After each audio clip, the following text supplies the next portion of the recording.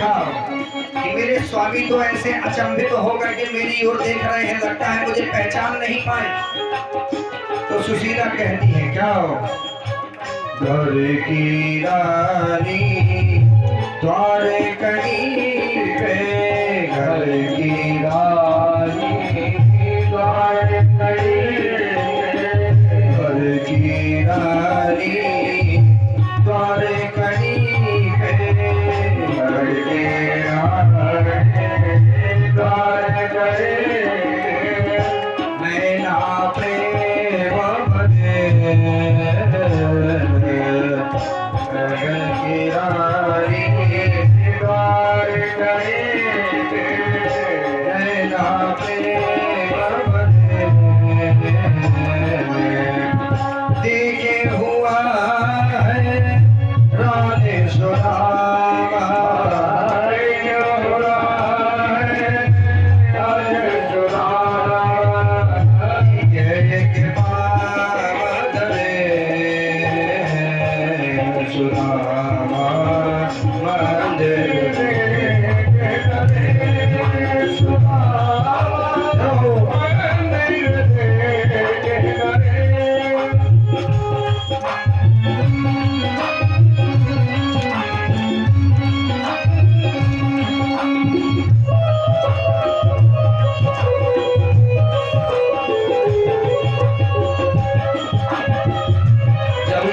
तो सुदामा जी ने अपनी पत्नी से कहा कि हे प्रिय, किसने दिए तुम्हें सुंदर गहने, किसने दिए तुम्हें सुंदर गहने, किसने दिए तुम्हें सुंदर गहने, हीरा लाल जड़े,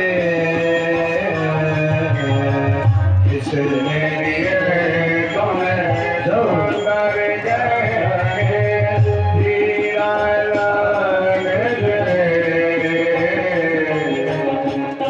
किसने बनाया महल हमारा, किसने बनाया महल हमारा, ऊंचे बड़े बड़े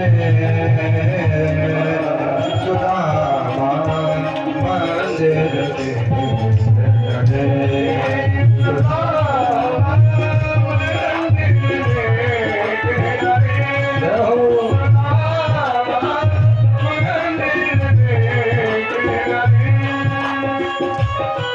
जब यह सुनी तो देवी सुशीला कहती है कि हे स्वामी, लगता है कि महाराज जी को भ्रम हो गया, इन्हें नहीं पता कि ये कहां से आया। अब व्यक्ति को अचानक से आएगा तो भैया प्रश्न तो करेगा ना, ये कहां से आया, पता चल जाएगा किसने दिया, तब प्रसन्नता होगी, नहीं आश्चर्य ही होता है।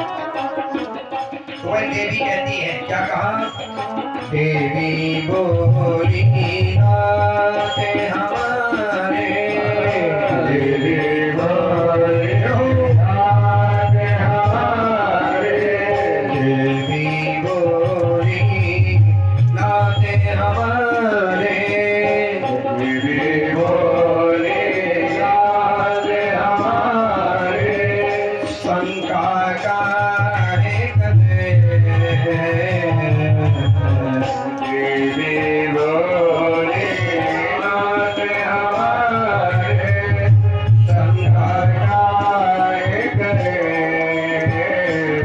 सुशीला ने कहा कि हे स्वामी, आप शंका न करिए, बाला परे का साथी तुम्हारा, बाला परे का साथी हमारा, वो दुख दूर करे, सुदामा मंदिर करे, सुदामा मंदिर करे, सुदामा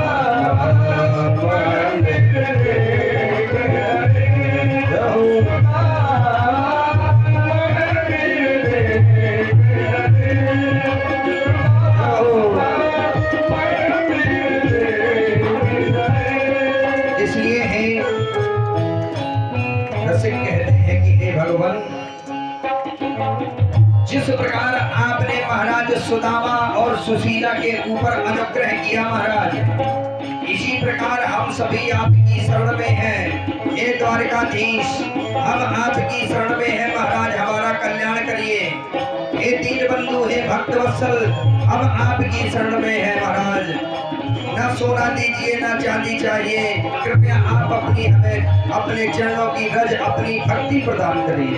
कहते हैं, क्या कहते हैं, भगवानी जी इसकी सुंदर रचना किया और अपना भाव प्रकट करते हैं। कहते हैं, आइए, कहे बनवारी हो गिरधारी, कहे बनवारी हो गिरधारी, हो बनवारी हो गिरधारी, बेड़ा पार करे, कहे बनवारी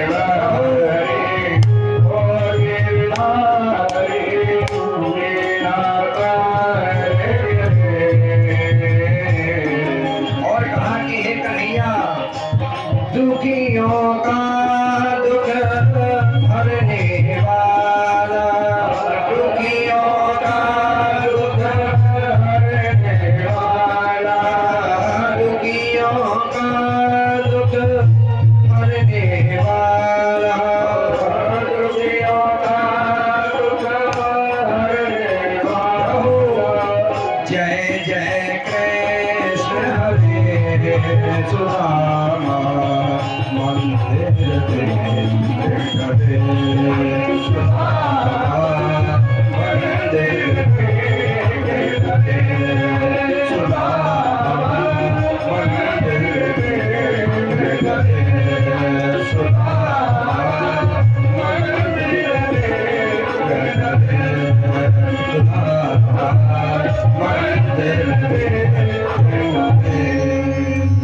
कृष्ण कन्हैया लाल की जय, द्वारकाधीश भगवान की जय हो।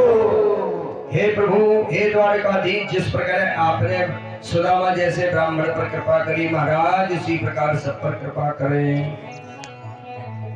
ऐसा सुंदर दृष्टांत महाराज सुखदेव जी ने राजा परीक्षित को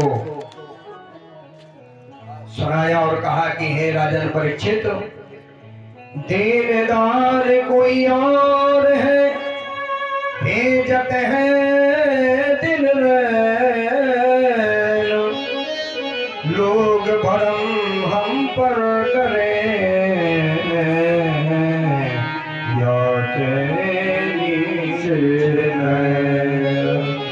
हे राजन परीक्षित, ये देने वाला कोई और है, हम तो मूर्ख ही हैं जाकर जिसके सामने हाथ फैलाते हैं। क्योंकि इस जगत में कोई दे सकता है तो वो परमात्मा ही दे सकता है महाराज। अगर परमात्मा ने एक बार दे दिया तो उसे फिर कभी आपसे वापस नहीं लेना। और महाराज, अगर आपने मांग नहीं है तो उस परमात्मा से मांगो, अगर किसी और से मांग लिया तो महाराज आपको वापस करना ही पड़ेगा, आज नहीं तो 10 साल बाद, 20 साल बाद। इसलिए हे राजन परीक्षित, उस परमात्मा से अगर मांगना है तो भगवान की भक्ति मांगो, धन मत मांगो, सोना मत मांगो, चांदी मत मांगो। जिसने भगवान के चरणों का महाराज आश्रय प्राप्त कर लिया, फिर उसे किसी चीज की जरूरत नहीं पड़ती। इतना सुंदर उपदेश दिया महाराज। अब आइए आगे की कथाओं में प्रवेश करें। एक बार भगवान श्री कृष्णचंद्र अपने सभी ग्वाल वालों को पूरे परिकर के साथ, देवकी, वसुदेव जी, कृष्ण जी, बलराम जी, पूरा परिकर, पूरा गोकुल, कुरुक्षेत्र में उस बार महाकुंभ पड़ा महाराज। उस महाकुंभ में सभी लोग स्नान करने के लिए गए। जिस तरह हमारे यहाँ इलाहाबाद में है ना महाराज, सब कोई जाना चाहता है। तो मथुरावासी, द्वारिकावासी, वृंदावनवासी, वहां पर देवकी समेत यशोदा जी, नंद बाबा, गोपी, ग्वाल, समस्त परिकर वहां पर जाकर महाराज उस मां पे पहुंचा। सभी के महाराज पंडाल लगे हुए थे। तो कृष्ण की पत्नियां रुक्मणी आदि, रुक्मणी को छोड़कर आदि, रुक्मणी नहीं, और जो रानियां थी महाराज, उन्होंने राधा रानी के विषय में बहुत सुना। राधा रानी के कृष्ण का प्रेम के विषय में बहुत सुना। सो महाराज उसकी परीक्षा लेने के लिए एक लोटे में गर्म दूध लेकर के गई और जाकर के राधा रानी के चरणों में प्रणाम किया और कहा कि हे देवी, हम धन्य हैं, आपके दर्शन पाकर हम कृतार्थ हो गए, और यह लीजिए हमारी तरफ से तुच्छ सी भेंट, यह दूध भगवान हमारे श्री द्वारकाधीश ने आपके लिए भेजा है। महाराज राधा रानी ने एक भी क्षण के लिए नहीं सोचा, एक भी क्षण के लिए नहीं सोचा, और वह लोटे का गर्म दूध गड़गड़ा करके पी गई महाराज।